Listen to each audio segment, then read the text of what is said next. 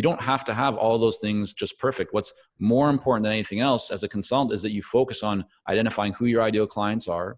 Then you make sure that you have a message that's going to resonate with them. Then you focus on getting that message in front of them.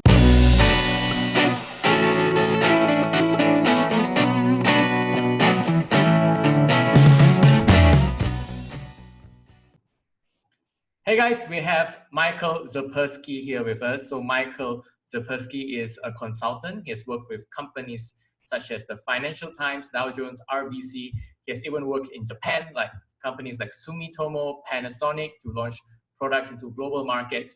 And he is also an author of Amazon bestsellers, like the Elite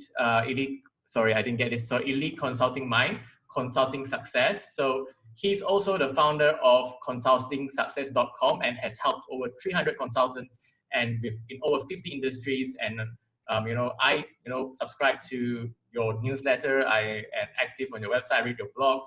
And how I found Michael was actually through his podcast. So the Consulting Success podcast, where he interviews different consultants around the world on lead generation to getting new clients to sustaining clients. So I love the podcast. So Michael, welcome to the show. Hey, Bob, it's really great to be with you. Thanks for having me. Yeah, I was just listening to your podcast, and the one that I really liked recently was the one with Orin Class, the one where you talked about frames, you talk about, pitch anything and flip the script. And I really like, the notion of being a consultant, like, you are there to advise people and, you are there to make the difference in businesses. So in this gig economy, right, especially when people are starting to be entrepreneurs, they think that consultants are sexy, right? They like to call themselves an entrepreneur or a consultant. So can you tell us what is the truth of the life of a consultant? What really is a consultant? Yeah, it's a great question, and there isn't one type of consultant. There's different types, right? So the classic consultant, or that maybe many people might think of, is the person working at McKinsey or Bain or Boston Consulting Group. And I actually just yesterday interviewed someone for the podcast who started off their life at McKinsey, and they learned a lot of great kind of fundamentals and frameworks and just ways of doing their work. But one thing that I hear consistently from people who work in an environment like that is that it's very fast paced, but it's also overwhelming. It rips kind of your soul out at times because you're hopping on flights nonstop. If you have a family, you don't end up seeing them very much. And so there's benefits to that, right? Some experiences that you can have, but that's not the type of consulting that I do or that our clients do, because for me, it's all about creating memories, spending time with my family, with my wife and my kids, and really enjoying a lifestyle where we can do great work with clients, we can create great results, have a real impact, build a community, but also be able to travel the world and have a lot of freedom and flexibility. So when I say consulting, the people that we work with at Consulting Success are those who value, many of them have come out of the corporate world. They've built up a lot of skills and expertise and experience, but they really want to realize their own potential. They want to be able to apply their knowledge and expertise to their ideal clients, make a real impact, but also enjoy a lot of freedom and flexibility. Yeah. And just to add to that, you said travel around the world, and it seems like a lifestyle of freedom. So one of my favorite authors when it comes to consulting is Alan Weiss. And Alan Weiss says that if you're in the business of consulting, you're in the business of marketing. Yes. As a consultant myself, I consult when it comes to digital marketing and growth strategy. To be truthful, I spend 50% of my time doing marketing, because that's what is, you call it like a marketing process, That's what keeps the leads coming in. That's what builds your brand. So that is the honest truth of being a consultant. You work on the business, but you also work in the business as well. Yeah. So yeah, I agree with that. I mean, I think so. Alan's put out a lot of great work, and that is the truth of consulting, that if you don't do the marketing, right, you don't get the clients. And if you don't have clients, then you can't do the consulting that you're wanting to do in the first place, right? So you need to be doing the marketing. I think the other big thing, Bob, that people, I think it's important to recognize, or to at least see, is that there's a big difference between being a consultant and being what we call an entrepreneurial consultant, or being a consulting business owner. A consultant is someone who can do the work, but you can also have an internal, like an inside consultant within an organization. It doesn't mean that they have a business. And so many consultants actually end up running, doing their work as if they were contractors, meaning they have one, maybe two clients, but they're highly dependent on them. Their incomes are tied to them. And so there's very little diversification. And this was something that, the mistake I made about, I guess, 18, 19 years ago when I first got into consulting, where I was in that position. And when one client decided to pause or to stop or to change, my income would take a very big dive. And that then, of course, led to, questions around self-esteem. And am I really good enough? And can I do this? And so the mindset that we always encourage people and that we help our clients with is really transitioning from that of being a consultant or just kind of a practitioner or a doer, which is very important. But to really succeed in this business, you have to treat it as a business. You have to see yourself as an entrepreneur or as a business owner, because then the importance becomes, as you mentioned, not just about working in the business and doing the work, but actually working on the business to ensure that it's going to be thriving and sustainable for the long term. Yeah. So great stuff. I really like what you said. And as a consultant, because you work on the marketing side of things, you deal with things like rejection, and you just said, loss of clients. Sure. You deal with the business side of things if you are the entrepreneurial consultant. So you wrote a book called The Elite Consulting Mind. So how do you cultivate, the mindset? Yeah, it's a great question. So the first part of expanding your mindset is surrounding yourself with the right people or information that allows you to see beyond where you currently are, right? It's very hard to expand your mindset if you're locked in a box and you're not allowing yourself to consume new information, right? And the reason for that is, I think if we break it down, it's pretty simple. As an example, let's say someone thinks, well, yeah, the most I can make as a consultant, or I'd be very happy to make $10,000 a month. And to some people that might seem like a lot of money. But until you meet someone that's doing $100,000 a month and they're not working any harder than you are, now all of a sudden your mind goes, well, how's that possible, right? How can they, be achieving that level of like 10 times where I am? But when we look at and compare what we're actually doing, we're almost doing the same things, but there must be something different, right? They're not spending any more time than I am. So that right away can expand your mind. And that kind of concept can be applied to everything, right? To how you approach marketing, to your fees, right? And what you're charging. That's a big one for consultants, is that they undercharge. And that has to do with, right, a lack of confidence. But I've seen, working with hundreds of clients through our coaching program and many more, thousands that have gone through our trainings, that one of the easiest ways to actually increase your fees is just to increase them. Right? It's not that you necessarily have to do a lot more or spend more hours or more time. You just, in some cases, need to have the confidence to say, yeah, this is the fee. This is, we charge $10,000 for this, or $50,000 for that, or $2,500 for that, or whatever it is, right? The increase is where you are. Now, of course, there's steps that can help you to make that transition, or to take, as an example, to increase your fees with a higher level of success. And that really comes down to how you have a meaningful conversation with your client, how you identify the value that they truly care about, and then how you communicate that value back to them, and how you focus on the return on the investment. So those things are more the tactics or the strategies to apply the mindset. But first, you need to be able to see that that it's possible to expand and to go bigger than where you are. Then it's about finding, okay, well, how do I do that? What are the actual steps that I need to take to achieve that? And then the third part, which is the most important, is to actually try it. Because there's many people who have read books, watched videos, attended seminars, and they have lots of good information between their ears, but they don't do anything with it, right? They don't actually apply it. They go, that's really interesting. They make a whole plan about it, but then they never actually take the step to implement it. And if you don't take that step, you're not going to get the result that you want. So if we look at the example of fees, you might know, yes, I should be charging more. And I know that I need to be focusing more on value. But then something in the back of your mind says, yeah, but I don't know if I'm really good enough. What if the client says no? Maybe I'll just wait until I have a few more clients to take that quote unquote risk. And then you don't take that action and then you don't get the result. But the better approach I would, respectfully suggest for people is to just, if you know what you need to do, as long as you're focusing on the value, you're having a great conversation, just try it. Say, this is the fee, this is what we do. And what you'll usually find, as long as you're doing great work, is that people will say yes. And now all of a sudden you're able to increase your income to be more successful without spending more time, doing that work.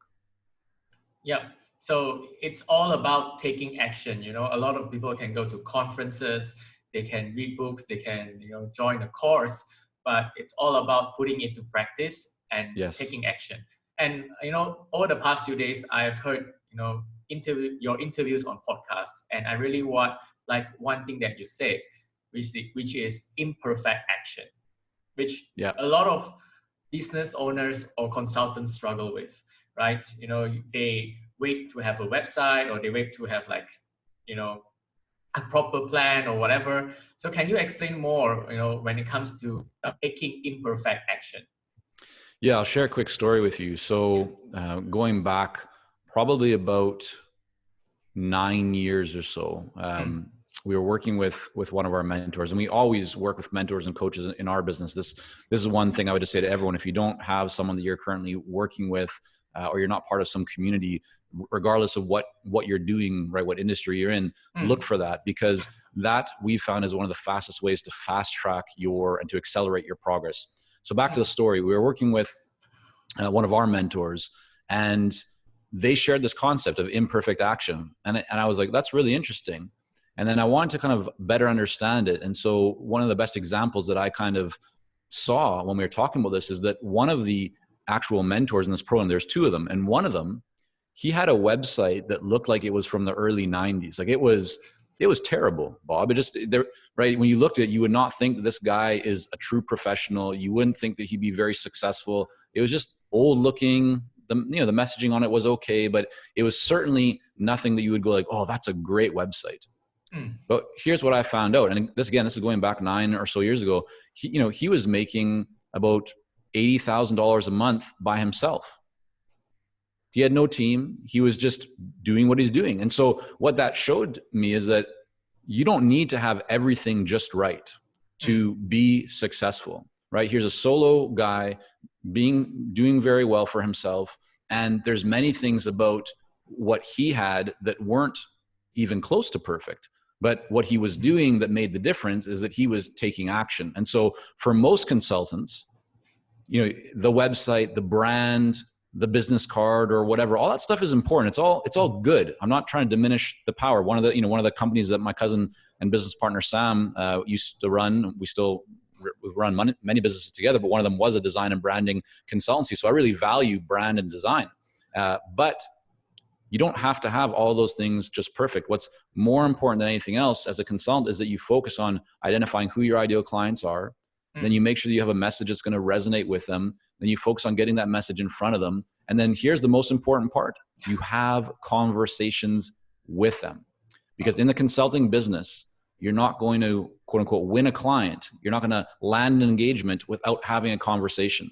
So instead of hiding behind your website and hiding behind your cold email, or hiding behind all this other stuff that is maybe easier for you to spend time on, but doesn't actually get you in front of your ideal client, like that's the change that I would encourage people to make, is look at what is the most direct path that you can take to get in front of your ideal clients, especially when you're starting out. This is critical. As you build up a pipeline, then you can start looking at some of these longer term strategies that raise up your authority status, that will bring in, leads and opportunities for you in the long term. But when you're getting started, it's especially important to focus on having conversations. And I would say even when you're doing $1 million or beyond, that focus should never change. It's always about conversations and meaningful conversations with your ideal clients. Yeah, getting into conversations. If anyone could take anything out of this interview, it would be getting conversations in front of your ideal clients. Because a lot of people think, oh, I need to speak at this event. I need to write a book, or I need to, write articles on my website. But more importantly is taking action and getting in front of your ideal client.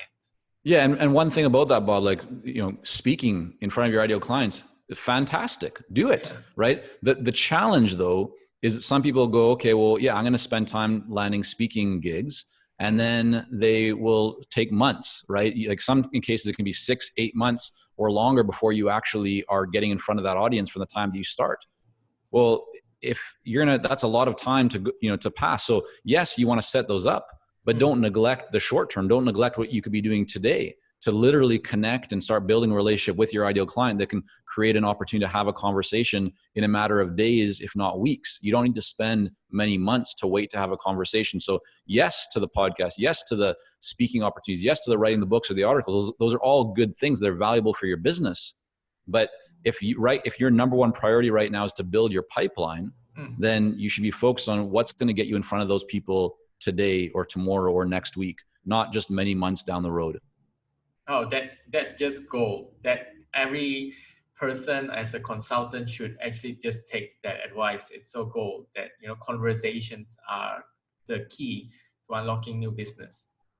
Right. So we met on LinkedIn, and your content and your courses talk about LinkedIn, and it should be a good platform for consultants. So for yourself, how do you create a lead generating LinkedIn brand? So, I mean, for us, LinkedIn is an important platform because many consultants are on the platform. And so our approach to it is really about putting out content. As you've seen, Bob, we have a podcast. And so we share and promote our guests, from the podcast on LinkedIn. We promote those episodes there. We do studies several times a year where we have about 35,000 consultants on our email list that read our weekly newsletter. And so we ask them questions throughout the year to put together these studies to look at, what is the state of health and wellness in the consulting industry? What is working best for consultants when it comes to marketing? What's the best practices regarding fees and pricing for consultants? So we create these studies, we put these studies out, and then we share them also on LinkedIn. So we're actively doing that, and we put out a lot of content on LinkedIn. But the other opportunity with LinkedIn is that you're able to be very specific with your criteria to identify who your ideal client is. So let's just say that you wanted to target, companies that are in the aerospace industry, and you want to target the, directors of operations or the VP of operations or a CFO at those organizations, and you want to target companies that have between 150 and 500 employees. That are located in Southeast Asia, as an example. Like you can do that with LinkedIn. And so it allows you to very quickly actually find ideal clients, not just the companies, but the actual people. You can then put a face to a name, and then you can start to connect with those people and build valuable relationships with them.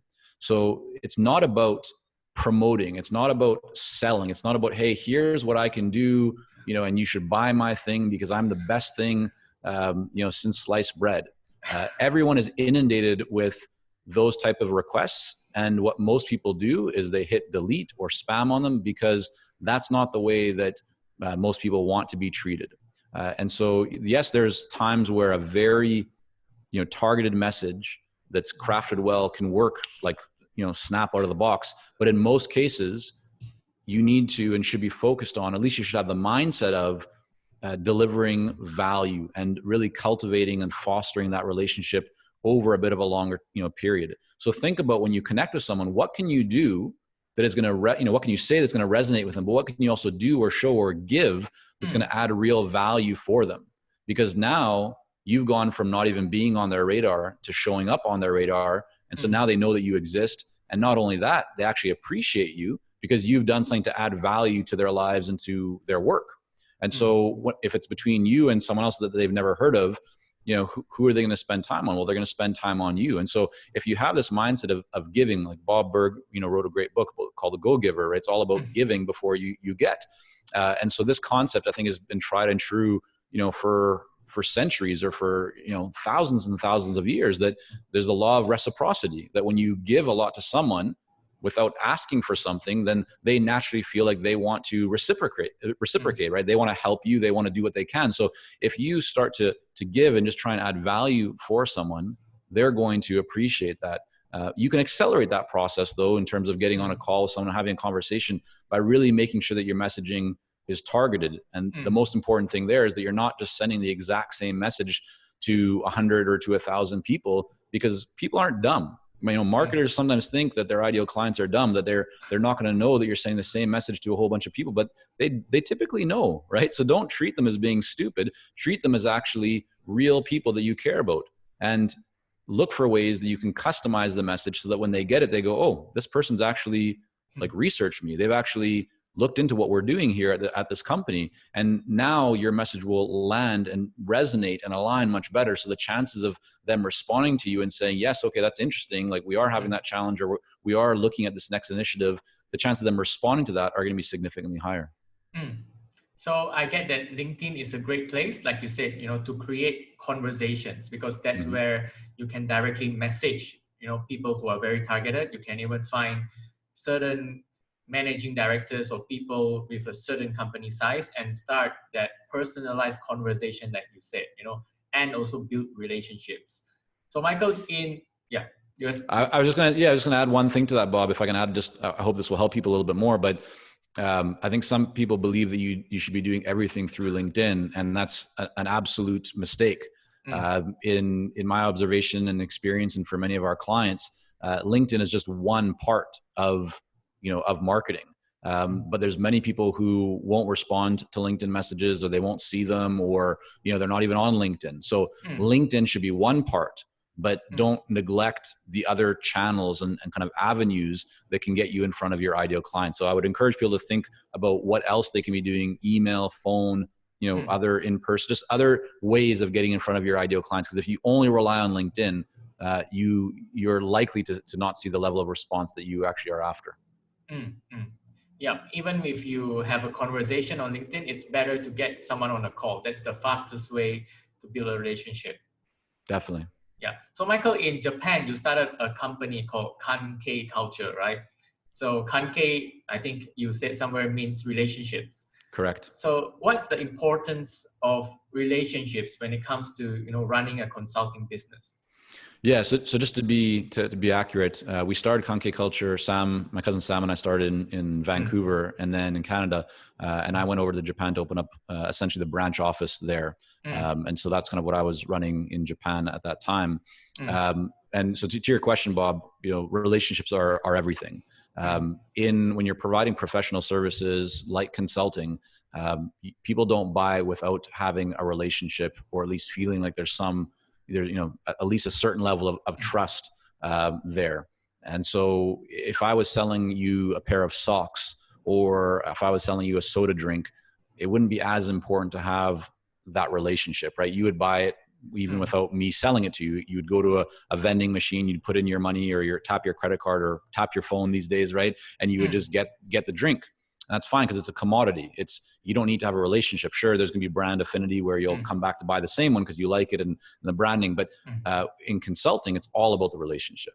And I think that's what a lot of people miss with their marketing, is that these days the focus is on automation. It's on tools and tactics and things that you can do to try and speed everything up, because everyone's feeling like they need to be more efficient. But as they're trying to be more efficient and to automate things, they're losing the personal touch. They're losing the ability to really build a relationship. And so that's what I would encourage people to look at it as, or at least to have in terms of their mindset, is every interaction, every email that you send, or every message that you put out, just think a little bit more about, like, how can I really make this valuable for the person that I'm sending it to? And how can I really work on building this relationship? Because most relationships that are truly valuable, right, they're not developed in one interaction. There's going to be back and forth. It's going to be over a period of time. But if you do that enough, and you do it with consistency, what you'll find is that you have enough people, you have a robust pipeline with opportunities that will serve you for many years to come. Yeah, so relationships are key, definitely, when it comes to any sort of business, but especially if you're doing a service business like consulting, right? So I'm based here in Kuala Lumpur, and you obviously been around the area. You've been to Thailand. You just spoke earlier. You've been to Thailand, been to Vietnam, and of course you lived in Japan. So I just want to ask you a question that's more local a bit. So and you work with clients in Singapore, right? So do you find any differences when it comes to, let's say, consulting between here in the Far East and the West? Yeah, I think there's many differences, but the differences are, I would call them more nuances. And so what I mean by that, Bob, is that the foundation, for example, of marketing, or the foundation of getting clarity on your ideal clients, or developing effective messaging, or thinking about how to structure your offers, the business part and the business model part doesn't really change. Right? There might be a certain way of how people do things, and they're more used to doing things, but it doesn't mean that a new business model cannot be applied. So the actual business component, I would say, is very similar regardless. And we work with clients literally all around the world, in almost all continents. And so that part doesn't change, but what does change is the nuances. So how you, for example, maybe send an email, or how you communicate at the first interaction with a client might be different if you're based in Malaysia or if you're based in Nigeria, right? So these are the things that are important. So what we always look at is not to say, here's the exact thing that has to be done regardless of where you are. It's, okay, here's the foundation, here's kind of the framework, here's the concept and the principle behind it. Now, how do we best adapt this to your culture, right? To your language. And so that's really what I would say is, yes, 100%, right? There's differences in how you will do things in Malaysia compared to even how they're done in Japan. There's big differences between Japan and China and Korea even, right? And those countries are so close, but there's huge differences between the culture and the language and just how, people interact in each of those different countries. And so it's certainly important, if you're a consultant going to be working in those countries, to have a deep understanding of those cultures and languages and history to a degree. But even if you're a local, right, then I think it's important to look at what people are doing in other countries and regions, and not just take it and say, okay, it's working for someone else, so it'll work for me here. But just to think about, how do I take that and now maybe make some modifications to it so that it will work really well here as well. Yeah, I think that's an interesting take on consulting. There's nuances when it comes to languages. I've talked to, people who work in multiple markets, and it's very different. Even a simple word like, I'll consider this means very different things in different countries. So yeah, before we go, I think the last question is, there are a lot of consultants here, and most of my audience are on LinkedIn. And before we go, what is the advice you want to give to consultants out there, whether it's the common mistakes they make, or what is the common thing that you see needs to be improved when it comes to consulting? Well, I mean, there's a lot of things, right? This is we could spend a lot of time on this topic, but I think what I would encourage people more than anything else, Bob, is to take that imperfect action. Like, I think everyone, and this was really the idea behind the book that I wrote, The Elite Consulting Mind, where I kind of went to 16 of the most common mindsets that I've experienced myself, as well as that I've seen with clients that have held them back. Because my observation and research really was that most people, it's not the lack of knowledge around like tactics or strategies. Like, most people have an idea of what to do, but even when they know what they need to do, they don't do it. There's something that's holding them back from taking that action or taking that step. And so I would just say to everyone who's listening or watching right now, ask yourself, what do you truly want to accomplish? What would success look like for you? And then map out what are the steps that you need to take to get there. And then be very honest with yourself and say, okay, what is the part of this process that I'm probably not going to do, that I know myself, and I'm going to get to this stage and then I'm going to hesitate, and I'm like, where am I breaking down? Where am I actually kind of reaching a bit of a roadblock?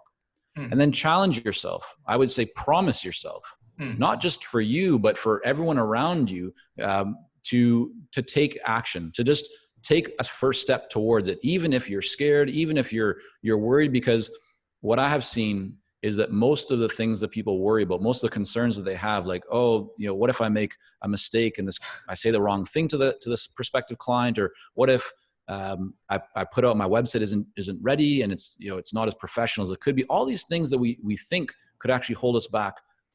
I can show you examples of people who didn't have those things perfect and still are much more successful than where you are today. And it's always true, right? It's things like we're always our own worst critics. We always, nitpick and try and find what's wrong with what we're doing.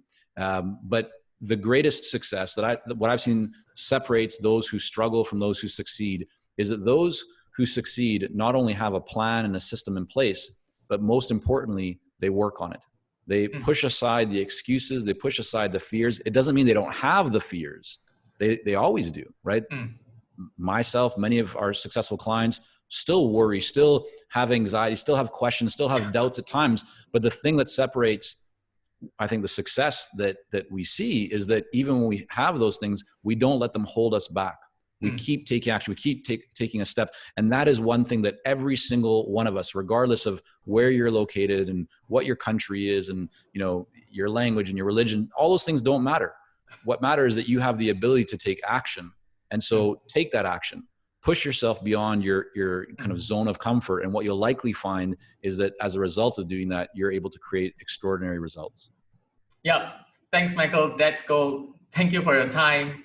And, I hope everyone checks out Michael's content. It's very comprehensive. Check out the blog on consultingsuccess.com. Check out definitely the Consulting Success podcast, where he interviews consultants and, experts around the world in the consulting world. And of course, follow Michael on LinkedIn. Thanks, Michael. Thanks, Bob. Great to be speaking with you. Yeah, thank you.